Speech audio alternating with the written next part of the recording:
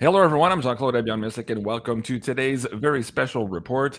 This is December 20th, and this is the Jean-Claude and Jim Willie Rumble Show. With me, of course, is Mr. Dr. Jim Willie. He's the hat trick letter editor. You can find him Oh, at golden-jackass.com. oh. Jim, welcome back to the show. How are you? I'm doing. I'm doing more than strange. I'm dealing with a lot of stuff, and I'm doing okay. I'm just dealing with a lot of stuff. I'm tired. I'm tired of dealing with a lot of stuff. But I'm noticing that we are in I think, a climax mode. I'm not really fond of the 9 inning description for like baseball analogy of a global situation. But I prefer to say that we're in the final 2 minute warning of a football game. This is it. We have an unfixable, unmanageable treasury bond problem. That is USTB. If you talk to financial experts and traders and financial analysts, they will use the initials UST as US treasuries. And I go further to call it UST bonds so that I can distinguish from UST bills.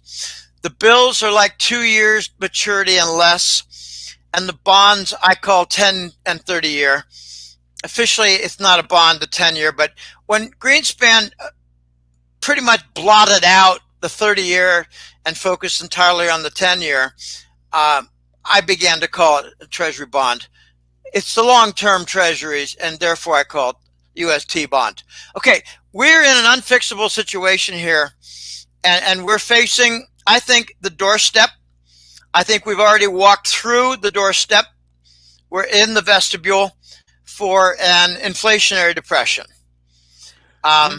First of all, Jim, thank you for coming on the show. And folks, I do apologize here. My dog was going ballistic during my intro. Of course, there's a UPS guy at the door.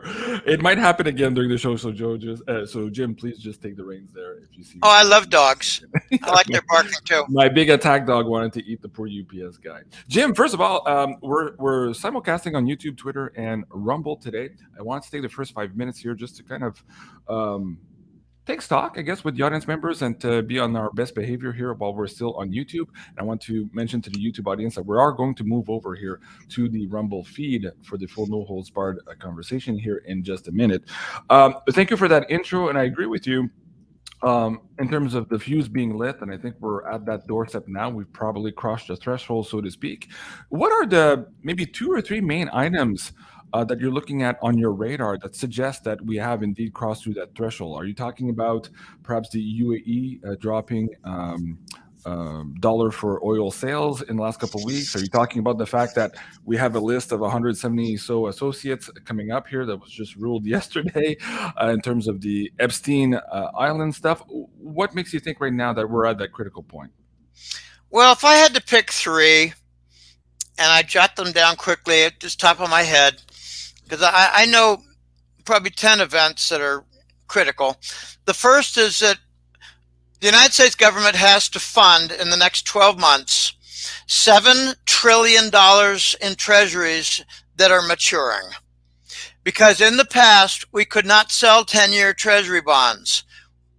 Nobody had that number of years in confidence for our government to endure. Okay, so we've got, like in the last 3 or 4 or 5 years, we've reduced the maturity. And now we've got far more than 1 year of treasury debt to sell. We got 7 trillion plus the current year. And we're going ballistic, going out of sight, I like the word parabolic. I don't want to get too silly about parabolic, hyperbolic, or exponential. We're rising in an accelerated fashion, and these treasury bonds cannot be sold. So we have to monetize. This is the first event. We have to monetize. Furthermore, we're seeing an abandonment by foreign countries of the treasury. So we got a huge supply and we got an abandonment with no demand. That translates usually to a default. Okay, that's item one, number one. Item two is it's not just UAE. 6 months ago, the Saudis went to what appeared to be a quasi Chinese yuan standard. They got off the they basically buried the petrodollar standard, and it's really, the Saudis are interesting because they're a leader. Now, they may not act like leaders, but they're the OPEC top dog. So Nigeria, Indonesia, Venezuela, they all abandoned the dollar. Algeria and North Africa, they abandoned the dollar for oil trade. And France has deals with UAE for liquefied natural gas. I'm waiting for them to have another big contract for oil and have a little provision in XRP. Okay, so there is a foreign abandonment of treasury bonds. We're setting records. We set a record in August. We set another record in September. We've got 12-month records of treasury bond selling. So, they call it de-dollarization, Jean-Claude, but let's get plain.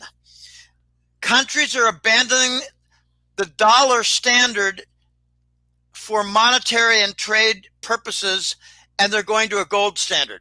De-dollarization means they're going from treasury bond to gold as the new foundation. That's the second big point. And this is not reversible and has got a lot of momentum. The third point is the courts, as I see it. You can point to whatever you want in Congress, and there's like a comedy of the day. We've got this Jack Smith cabal tool who's running the kangaroo court for January 6th prosecution.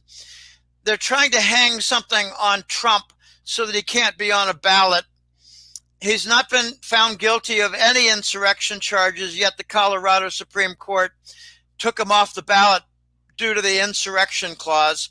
And we might possibly see 4 Colorado Supreme Court justices hauled off by JAG, Judge Advocate General, otherwise known as the district attorney and prosecutor for the military. I think what we're going to see really soon, Jean-Claude, is the courts are going to become a forum for Trump to show that he's got all the damning evidence. They made a very big mistake by trying to put him on trial, trying to prosecute in order to, it's more than tarnish, it's to disqualify and to criminalize. Mm-hmm.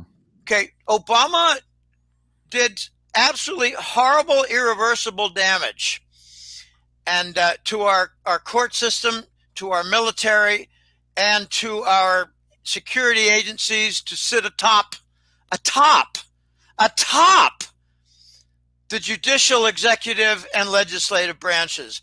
That is unconstitutional, and I think in the next few years it's going to get thrown out. Okay, the courts is my item 3, and I think we're going to have some explosive information, explosive revelations, and this screwball, I'm sorry, I've got to keep it clean here. The judge presiding over the J6 case, he's going to get himself into a lot of trouble. I think a lot of people are getting in a lot of trouble as of late. And that's enough, I think, for YouTube. We're skirting on the edge. Thank you, Jim, for that introduction. Folks, let me bring the link back down in the live chat here on YouTube as well. Please do come and join us on Rumble. Sorry, I had a little typo there on that screen.